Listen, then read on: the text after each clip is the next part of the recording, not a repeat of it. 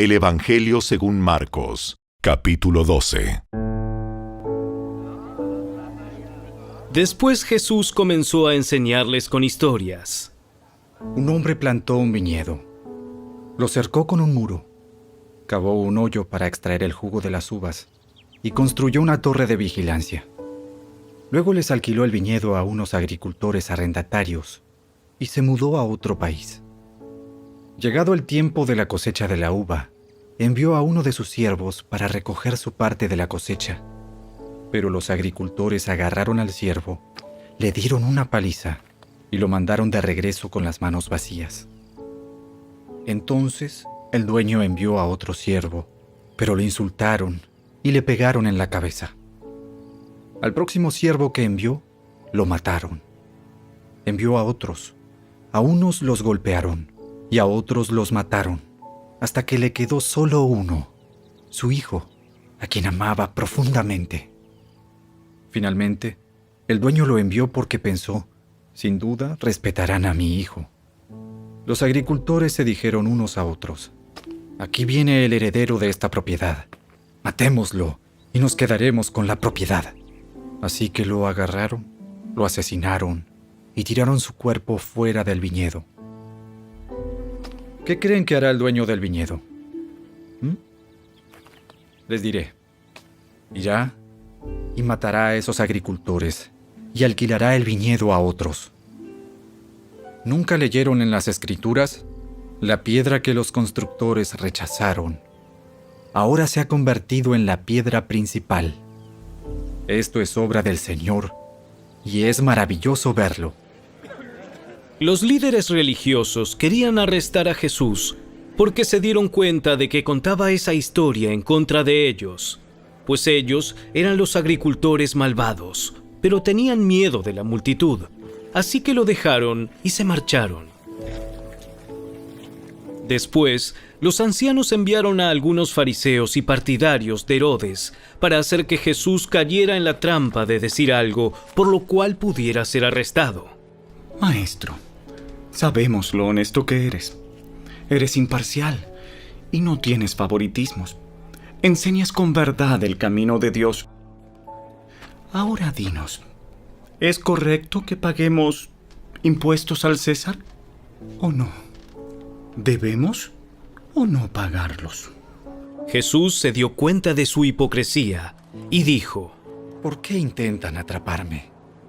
Muéstrenme una moneda romana y les diré.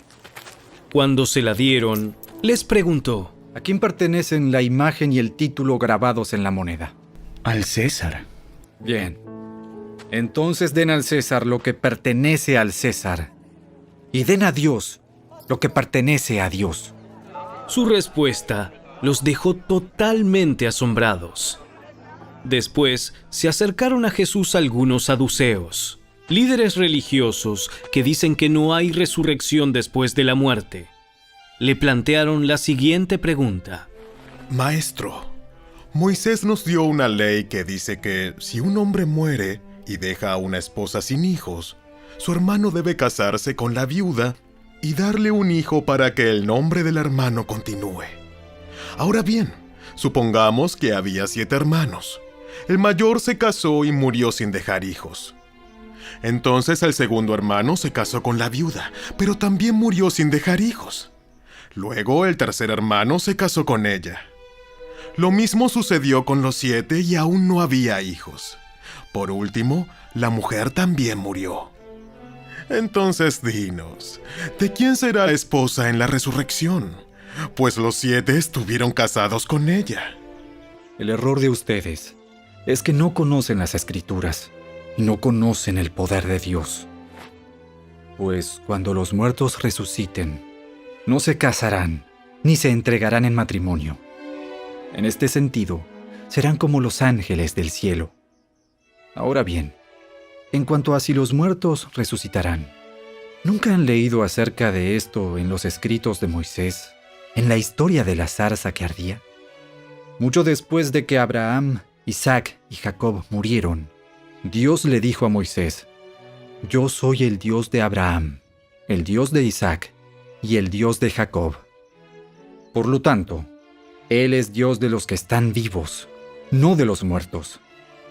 Ustedes han cometido un grave error. Uno de los maestros de la ley religiosa estaba allí, escuchando el debate. Se dio cuenta de que Jesús había contestado bien. Entonces le preguntó: De todos los mandamientos, ¿cuál es el más importante?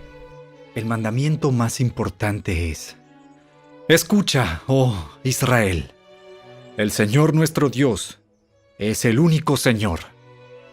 Ama al Señor tu Dios con todo tu corazón, con toda tu alma, con toda tu mente y con todas tus fuerzas. El segundo es igualmente importante. Ama a tu prójimo como a ti mismo. Ningún otro mandamiento es más importante que estos. El maestro de la ley religiosa respondió: Bien dicho, maestro. Has hablado la verdad al decir que hay solo un Dios y ningún otro. Además, yo sé que es importante amarlo con todo mi corazón y todo mi entendimiento y todas mis fuerzas, y amar a mi prójimo como a mí mismo. Esto es más importante que presentar todas las ofrendas quemadas y sacrificios exigidos en la ley. Al ver cuánto entendía el hombre, Jesús le dijo: No estás lejos del reino de Dios. Y a partir de entonces, nadie se atrevió a hacerle más preguntas.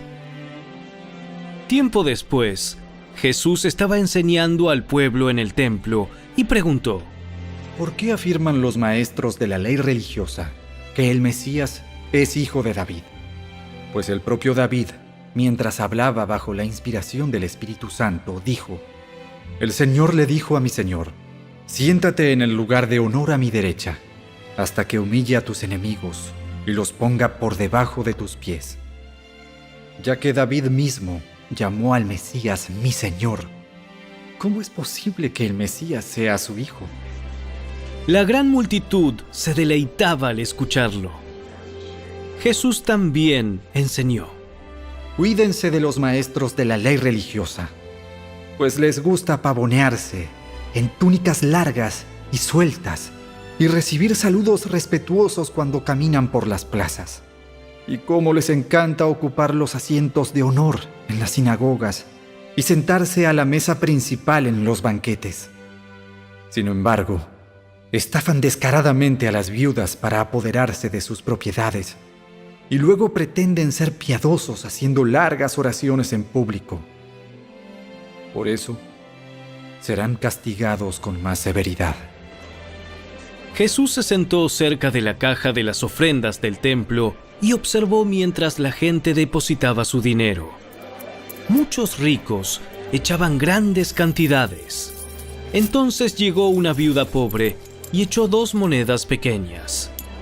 Jesús llamó a sus discípulos y les dijo: Les digo la verdad, esta viuda pobre ha dado más que todos los demás que ofrendan, pues ellos dieron una mínima parte de lo que les sobraba. Pero ella, con lo pobre que es, dio todo lo que tenía para vivir.